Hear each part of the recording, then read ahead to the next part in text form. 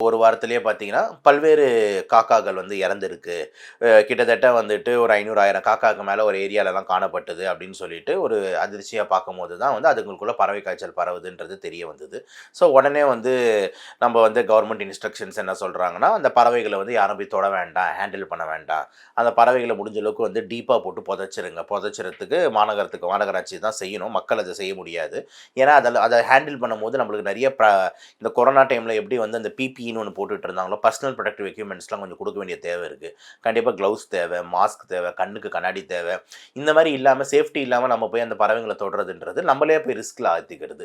So அந்த நோய் உள்ள பறவைகள வந்து நம்ம தெரியாம நம்ம வந்து ஹேண்டில் பண்ணிட்டு, அந்த வைரஸ் எடுத்து நம்ம மூக்குலயோ, வாயிலயோ வச்சுக்கிட்டோம்னா, நம்ம இன்ஹேல் பண்ணும்போது உள்ள போயிறதுக்கு வாய்ப்புகள் இருக்கு. அதனால வந்துட்டு இதுதான் வந்துட்டு சென்னையோட கரண்ட் ஸ்டேட்டஸா இருக்கு. ஆனா குறைஞ்சிரும். அது ரொம்ப பயப்படுறதுக்கு இல்ல.